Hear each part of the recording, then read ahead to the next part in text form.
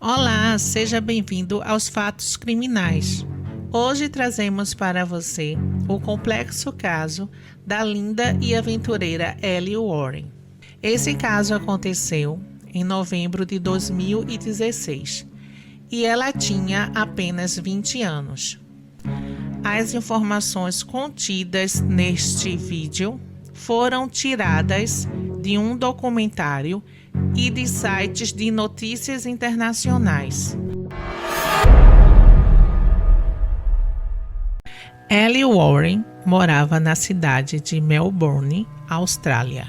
Seus pais eram Paul Warren e Nicole Caffarella. Ellie Warren estudou no colégio secundário Parkdale. Quando voltasse de Moçambique, iria entrar para a Universidade James Cook. Iria estudar biologia marinha, pois ela era apaixonada pela natureza. Quando sua morte ocorreu, Ellie estava em Moçambique. Já fazia umas 6 semanas que estava por lá, sendo voluntária do Africa Underwater, que é um programa de investigação marinha. Durante a sua temporada em Moçambique, Ellie ficou em um bangalô que fazia parte da Casa Berry. Casa Berry é um popular resort de mergulho na praia de Tofo. Durante 6 semanas, Ellie foi de barco com os biólogos marinhos para os recifes de coral da costa de Moçambique. Ela estava bastante feliz e animada com tudo que estava fazendo e dizia estar no paraíso. Em 8 de novembro, uma terça-feira, dizem que Ellen se hospedou no Uiane Pariango e que deixou lá alguns dos seus pertences. Mas um relatório contradiz essa informação. O relatório informa que Ellie nunca se hospedou no Uiane Pariango e o gerente do albergue declarou que tudo isso é muito estranho e contraditório. Com o encerramento das atividades do Africa Underwater, na noite de 8 de novembro, Ellie sai com alguns amigos para comemorar o fim do programa. Às 5 da manhã do dia 9 de novembro de 2016, o corpo de Ellie foi encontrado por um pescador.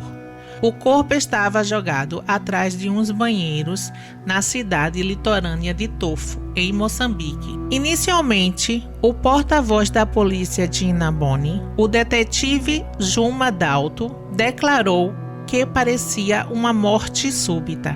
Segundo ele, o motivo para essa declaração inusitada era que, aparentemente, ela não tinha hematomas que mostrasse que houve luta corporal.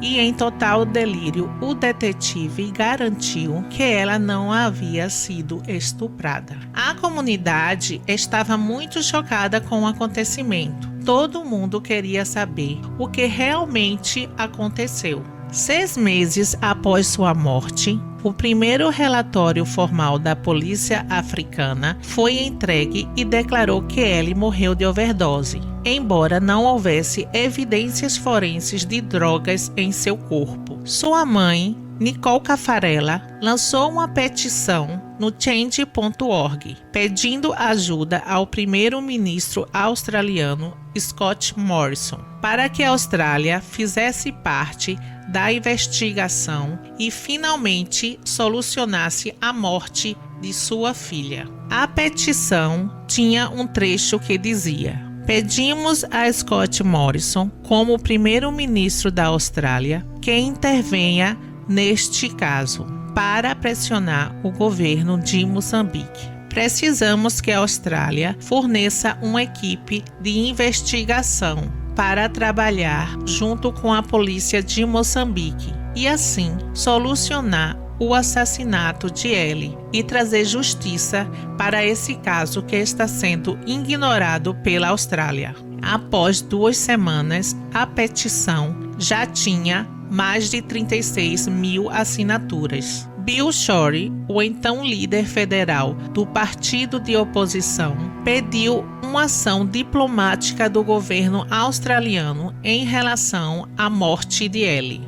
Em 2018, o pai de Ellie viajou para Moçambique com a equipe do programa 60 Minutos. Ele foi capaz de rastrear seus últimos passos. Deixou um aviso solicitando informações e em 24 horas ele tinha uma foto de Ellie, definitivamente assassinada e provavelmente violentada sexualmente. Duas testemunhas relataram para ele que viram mais tarde o corpo de Ellie ser colocado na posição de oração muçulmana. O pai aceitou a teoria de que isso foi feito pelos policiais investigadores na tentativa de encobrir o assassinato, que alegaram que ela tinha morrido de overdose de drogas. E com essa declaração, colocava toda a culpa nas costas de Ellie. Na segunda autópsia,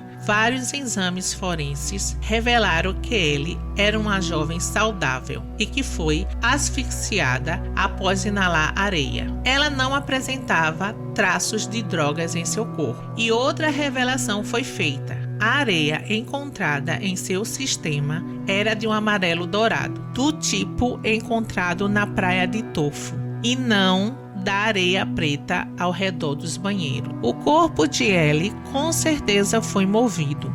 O pescador que encontrou o corpo tinha uma foto nítida que mostrava sinais de luta, o que contradiz a declaração do detetive Juma Dalton, que tinha afirmado com certeza que ela havia tido uma morte súbita.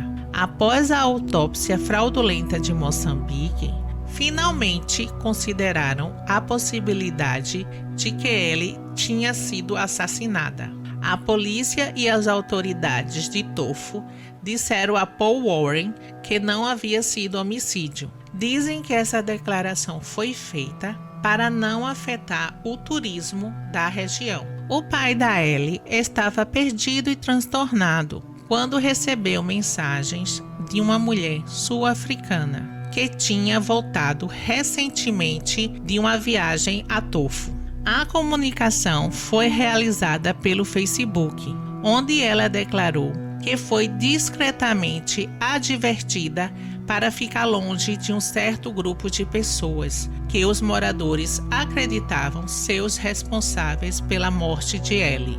Em detalhes, ela conta para Paul que passava um feriado em Tofo com seus filhos. Em um passeio, seus filhos adolescentes encontraram uma pessoa assustadora e desagradável. Era um homem chamado Tony. Ele tinha assustado tanto os seus filhos que, quando voltaram do passeio, desabafaram com ela. Ela, então, muito assustada, procurou se informar mais sobre o homem com o zelador do local onde estavam hospedados. O zelador avisou que não deixasse seus filhos se aproximarem dele, porque ele era muito perigoso. Falou que o Tony e a sua gangue estavam por trás do assassinato de Ellie Warren e que o mesmo era traficante de drogas. Para Paul, tudo mudou quando ele descobriu a existência desse sujeito. Ele viajou para Tofo em missão de investigar tudo pessoalmente, pois desde então a polícia local não tinha feito quase nada para resolver o caso. Paul gasta $50 mil em busca de respostas. Ele fez 2 viagens ao país africano desde a morte de sua filha. Paul estava totalmente entregue para viver a sua vida em busca de justiça para ele. Mas o caso realmente começou a progredir quando ele solicitou a ajuda de um investigador alemão, o Sr. Nick Gregan. O investigador levou Paul de forma indireta a se infiltrar na gangue comandada pelo traficante implicado na morte de Ellie. A operação secreta de codinome Student foi realizada pelo Sr. Gregan da Alemanha. Ele não viajou para a África por causa da pandemia. o investigador contrata uma prostituta de Moçambique para ela fazer gravações clandestinas do traficante Tony e a sua gangue. Nas gravações, ele se gaba de crimes e assassinatos. Embora não houvesse nenhuma confissão do assassinato de Ellie, isso serviria para abrir os olhos das autoridades de que ele era um criminoso. Ele era um suspeito. Paul admite que os seus esforços talvez sejam em vão e que o assassinato de Ellie Rose Warren nunca possa ser realmente investigado com a necessária seriedade em Moçambique e nem o acusado seja devidamente condenado. Em 2020, Warren anuncia uma recompensa de $25 mil por informações sobre o assassinato de sua filha, mas seus planos foram freados pela pandemia.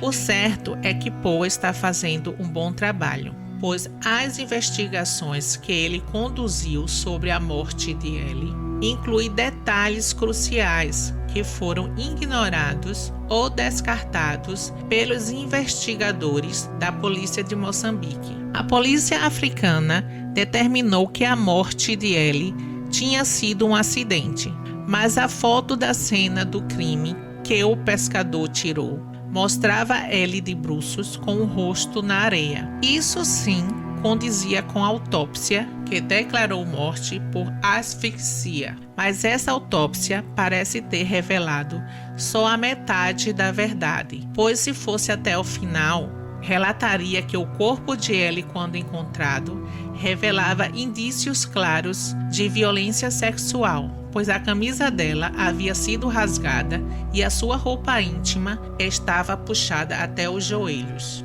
As autoridades australianas e africanas tinham essa foto, mas não fizeram nada. Paul Warren tem páginas e mais páginas de evidências, e ainda os vídeos e as gravações com Tony, declarando delitos. É de conhecimento de todos que Paul já entregou um resumo completo das informações sobre Tony para os funcionários consulares da Embaixada Australiana na África do Sul.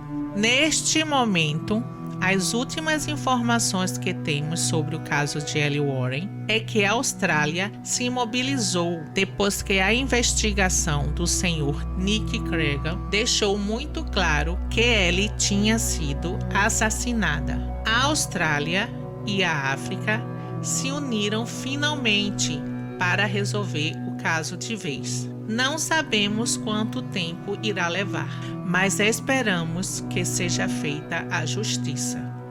Este foi o triste caso de Ellie Warren. Agradecemos a você que chegou até aqui.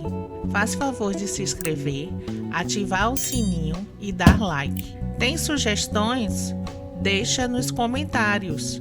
Até a próxima semana. Bye!